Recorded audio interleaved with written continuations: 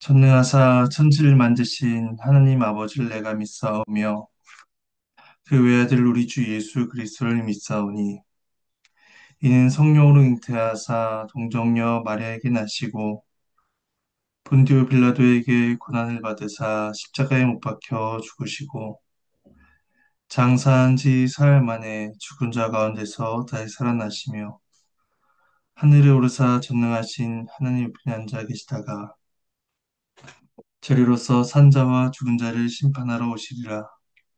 성령을 믿사오며 거룩한 공예와 성도가 서로 교통하는 것과 죄를 사해 주시는 것과 몸이 다시 사는 것과 영원히 사는 것을 믿사옵나이다. 아멘. 함께 찬송하시겠습니다. 찬송가는 23장입니다.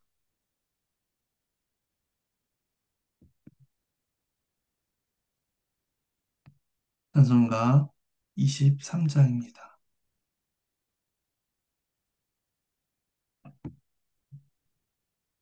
1절과 4절을 찬송하시겠습니다. 찬송합니다. 만입이 내게 있으면 그 입 닫아지고 내 구주 주시는 종을 늘 찬송하겠네.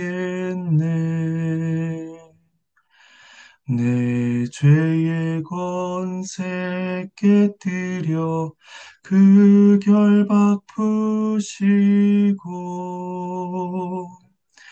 이 추한 마음을 비로소 곧 정케 하셨네. 아멘.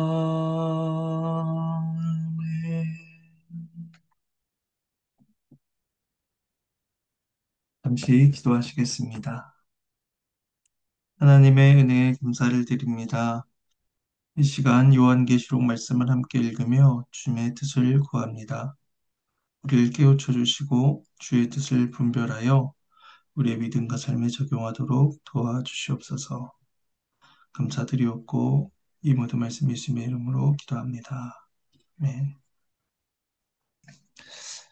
예, 오늘 함께 보실 말씀은 요한계시록 11장 14절에서 19절까지 말씀입니다.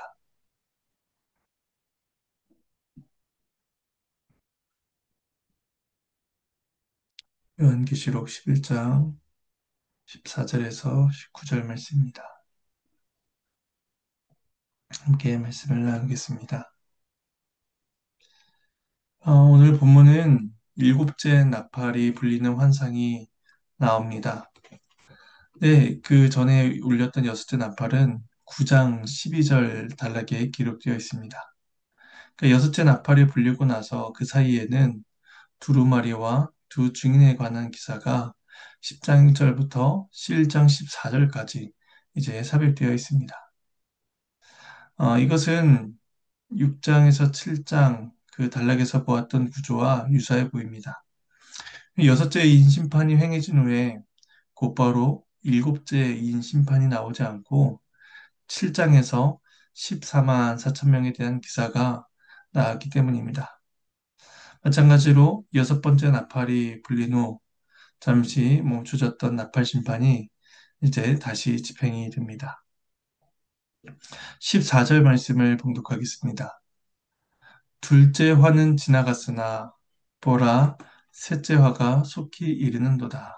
하나님의 말씀입니다.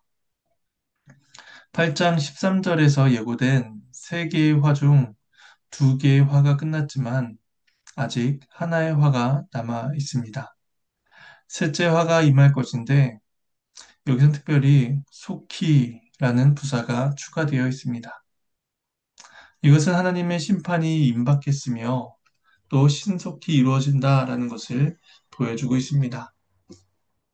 그래서 이 말씀을 듣는 사람들은 일곱째 나팔이 불릴 때에 끔찍한 셋째 심판이 있을 것이다 라고 예상하지만 이어지는 말씀은 기대치 않은 장면이 펼쳐지고 있습니다. 15절 말씀입니다. 일곱째 천사가 나팔을 불매 하늘에 큰 음성들이 나서 이르되 세상 나라가 우리 주와 그의 그리스도의 나라가 되어 그가 세세토록 왕노릇 하시리로다 하니 하나님의 말씀입니다. 나팔이 불리자 하늘에 큰 음성이 납니다. 천사들의 무리나 대규모 집단이 찬양을 했다라고 그렇게 언급하지 않고 단순히 하늘에 큰 음성들이 났다라고 언급하고 있는데 이것은 노래하는 집단보다도 찬송 그 자체를 강조해 주는 것이다라고 볼 수 있습니다. 게다가 이 찬송이 들려지는 곳은 하늘로서 앞서 10장 1절에서 11장 13절까지 에서 기록되었던 하늘에서 존재하던 그 힘센 천사가 땅으로 내려와서 땅의 관점에서 기록되던 것과 대비가 됩니다. 즉, 요한이 보는 환상의 관점이 이제 땅에서 다시 하늘의 영역으로 바뀐 것입니다. 근데 그 찬송의 내용은 죄로 얼룩진 비극적인 땅의 상황과는 정반대의 내용입니다. 왜냐하면 세상 나라가 드디어 하나님의 나라로 대체되었기 때문입니다. 이 땅은 더 이상 세상 나라, 세상의 주권에 의해서 움직이는 나라가 아니라 세세토록 우리 주와 그리스도가 하시는 그런 나라가 되는 것입니다. 요한복음 18장 36절에서 예수님께서 이렇게 말씀하셨습니다. 내 나라는 이 세상에 속한 것이 아니니라. 만일 내 나라가 이 세상에 속한 것이었다면 내 종들을 싸워 나로 유대인들에게 넘겨지지 않게 하였으리라. 이제 내 나라는 여기에 속한 것이 아니니라. 근데 이제 마지막 때가 이르면 그 내 나라가 아니다. 이 세상에 속한 것이 아니다라고 하신 그 이 세상 역시도 그리스도께서 왕으로서 이제 통치하실 것입니다.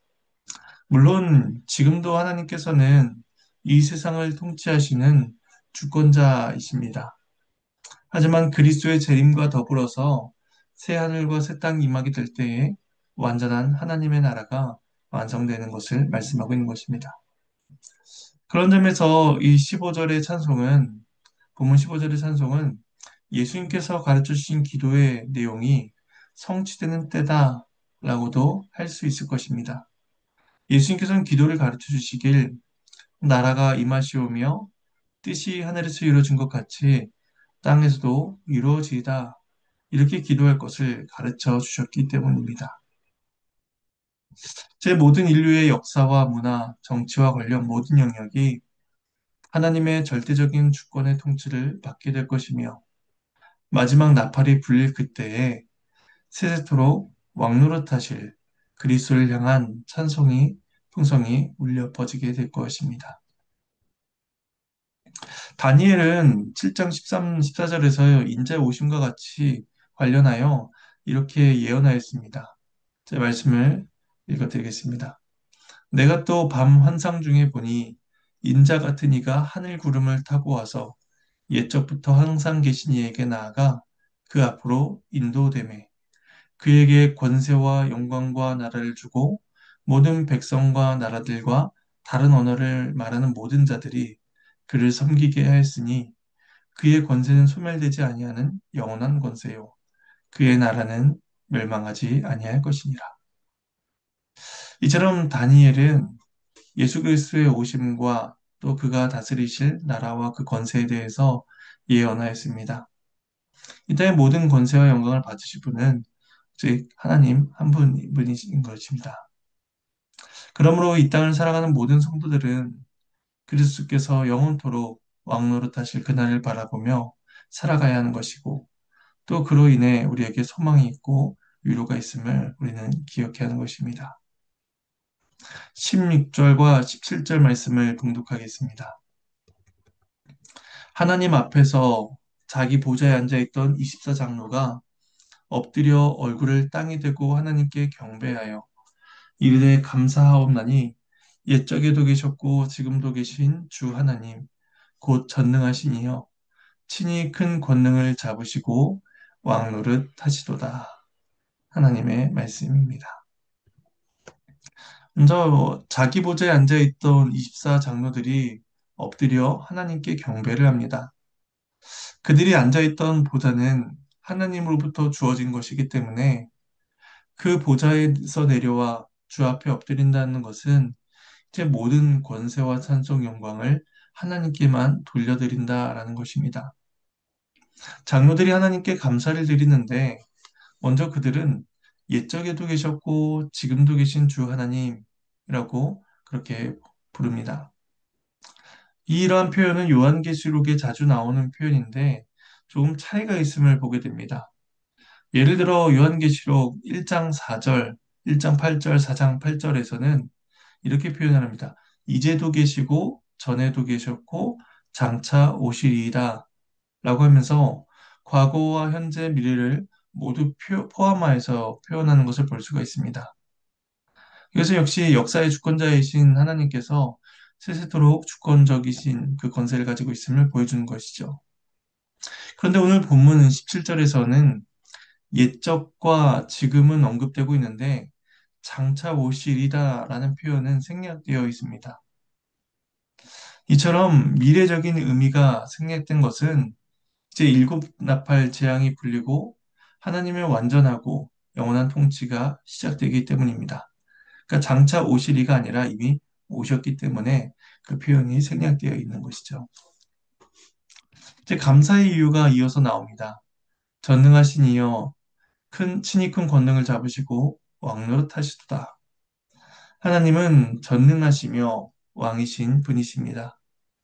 권능을 잡으신다는 것은 전능하신 하나님으로서 갖고 계시는 그 고유한 속성으로서 악을 심판하시고 영원한 나라를 세우시는 그러한 권세를 보여줍니다. 하나님께서는 주님께서는 이 권능을 가지시고 그리스도를 대적하는 자들을 완전히 축출해내실 것이며 완전한 그리스도의 나라를 세우시는 것입니다. 그리고 본격적으로 그 하나님 나라의 통치를 행사하시게 될 것입니다. 18절 말씀을 봉독하겠습니다. 이방들의 분노함에 주의 진노가 내려 죽은 자를 심판하시며 종 선지자들과 성도들과 또 작은 자이든지 큰 자이든지 주의 이름을 경외한 자들에게 상 주시며 또 땅을 망하게 한 자들을 멸망시키실 때로소이다 하더라. 하나님의 말씀입니다. 하늘에서는 큰 음성으로 찬양하고 장로들은 엎드려 하나님의 주권의 영광을 올려드릴 그때에 그것을 받아들이지 못하고 분노한 자들이 존재합니다. 세상 역사가 끝나가는 그 순간에도 여전히 하나님을 대적하며 하나님을 거부한 자들이 여전히 있는 것입니다. 그들은 자신들의 마지막 때가 다다랐다라는 사실을 깨닫지 못한 채 완악함을 주 앞에 표현하고 있습니다. 그런 자들을 향해서 하나님의 진노가 하늘로부터 내려오게 됩니다. 근데 이러한 모습은 시편 2편 말씀을 떠올리게 합니다. 시편 2편 1절과 2절에서 이렇게 말씀을 합니다. 어찌하여 이방 나라들이 분노하며 민족들이 헛된 일을 꾸미는가? 세상의 군왕들이 나서며 관원들이 서로 꾀하여 여호와와 그의 기름 부음 받은 자를 대적하며 라고 말씀합니다. 이것은 메시아 시로서 이방 나라들이 분노하며 대적하는 그 대상은 바로 여호와와 그가 기름 부으신 자, 바로 예수 그리스도입니다. 그들은 하나님을 향해서 그러한 대적과 적대감을 계속해서 표현합니다. 그때 하나님께서는 그런 자들을 향해서 시편 2편 4절에서 6절 이렇게 말씀을 합니다. 하늘에 계신 이가 웃으시며 주께서 그들을 비웃으시리로다. 그때 분을 바라며 진노하사 그들을 놀랍게 하여 이르시기를 내가 나의 왕을 내 거룩한 산 시온에 세웠다 하시리로다. 하나님은 그들의 분노 위에 하늘의 진노를 쏟아 부으실 것입니다. 그들의 모든 적대감을 하나님께서는 보시며 조소하시고 그 권능을 베푸시는 것입니다. 그리하여 그때 죽은 자들은 이제 불못에 던져지게 됩니다. 이처럼 하나님의 통치는 대적자들에게는 심판의 때이고 두려움의 때이지만 그리스도를 믿는 자들에게는 칭찬과 상급의 때가 될 것입니다. 이제 상이 주어지는 사람들이 나타나는데 본문에서 그 사람들은 다섯 부류로서 하나님의 종, 선지자, 성도, 작은 자, 큰 자입니다. 이들은 모두 하나님의 복음을 위하여 애쓰며 주를 경외하기에 힘쓴 사람들입니다. 종이나 성도나 작은 자나 큰 자나 주의 이름을 경외했다는 그 사실 앞에서 그들 모두가 동등한 칭찬을 받고 있는 것입니다. 세상 사람들은 높은 자와 낮은 자, 큰 자와 작은 자를 구분하지만 그리스도께서는 심판이나 또 반대로 상을 베푸실 때에 어떠한 편애도 드러내지 아니하십니다. 상을 받는 자들의 공통점은 하나입니다. 하나님의 이름을, 주 이름을 경외했다는 것입니다. 상은 우리의 공로로 주어지는 것이 아니라 그리스도를 믿는 믿음과 그 은혜로서 말미암아 주어질 뿐이고 반면에 그리스도를 거부하며 온갖 악을 행한 자들은 영원한 멸망이 임하게 되는 것입니다. 마지막 19절 말씀입니다. 이에 하늘에 있는 하나님의 성전이 열리니 성전 안에 하나님의 언약궤가 보이며 또 번개와 음성들과 우레와 지진과 큰 우박이 있더라. 하나님의 말씀입니다. 이번엔 놀라운 환상을 보게 됩니다. 하늘에 있는 하나님의 성전이 열리게 된 것입니다. 그리고 그 안에 있는 언약궤까지 보게 됩니다. 언약궤는 하나님의 임재와 자비를 상징합니다. 구약에서 언약궤가 있는 지성소 안에는 아무도 가까이 갈 수가 없었습니다. 대제사장만이 1년에 한 번 대속죄일에만 들어갈 수가 있었습니다. 그러나 그리스도께서 십자가에 못 박혀 죽으신 이후로 휘장은 둘로 찢어졌고 모든 성도들은 그리스도의 보혈에 의지하여 하나님께 직접 나아갈 수 있게 된 것입니다. 그리고 이제 요한의 환상 중에서 성전이 열리고 그 안에 언약궤가 보여지면서 하나님께서 언약 백성들과 영원토록 함께 하신다라는 사실을 다시금 확인시켜 주십니다. 동시에 번개와 음성과 우레와 지진과 큰 우박이 있었다라고 말씀하고 있는데 이것은 하나님의 임재와 동시에 믿지 않는 자들을 향한 하나님의 심판을 보여주기도 합니다. 그래서 8장 5절에서 일곱 번째 인 심판과 관련해서 이 우레와 음성과 번개와 지진 이 말씀이 나타나고 있고 16장 18절에서는 일곱 번째 대접 심판과 관련해서 번개와 음성, 우레소리와 지진 같은 표현들이 나타나고 있습니다. 이것을 통해서 하나님께서는 마지막 때에 하나님의 심판과 그로 인한 두려움을 여러 가지 이미지를 통해서 보여주고 계십니다. 그래서 마지막 때는 믿는 자들에게는 하나님과 영원한 복락과 교통을 누릴 수 있는 그때를 소망하게 되지만 믿지 않는 자들에게는 그날은 두려움과 공포의 때가 될 것입니다. 이제 말씀을 정리하겠습니다. 마지막 나팔이 불릴 때에 세상 나라가 주와 그리스도의 나라가 되어 하나님의 완전한 통치가 이루어지게 될 것입니다. 지금 우리는 이 세상을 살아가고 있지만 이미 이루어진 하나님의 나라를 살아가고 있는 자들이며 또 앞으로 임할 하나님의 나라를 바라보며 살아가는 자들입니다. 그래서 우리는 그리스도의 나라에 속하여 하나님의 통치를 받고 있는 자들인 것이죠. 그렇다면 지금 우리는 그리스도의 주권을 인정하고 그 통치를 받으며 살아가고 있는가? 우리 자신을 돌아봐야 할 것입니다. 그리스도께서 우리의 왕이시며 세세토록 만국을 통치하실 왕이심을 믿고 그분의 주권 앞에 엎드려야 할 것이며 그리스도께서 큰 권능으로서 우리를 다스려 주시기를 우리는 소망하고 기도해야 할 것입니다. 이 은혜가 저와 여러분 삶 가운데 있기를 소망합니다. 이 시간 주님께서 가르치신 기도로 마치겠습니다. 하늘에 계신 우리 아버지여, 이름이 거룩히 여김을 받으시오며, 나라가 임하시오며, 뜻이 하늘에서 이루어진 것 같이 땅에서도 이루어지이다. 오늘 우리에게 일용할 양식을 주시옵고, 우리가 우리에게 죄 지은 자를 사여 준 것 같이 우리 죄를 사여 주시옵고, 우리를 시험에 들게 하지 마시옵고, 다만 악에서 구하시옵소서. 나라와 권세와 영광이 아버지께 영원히 있사옵나이다. 아멘.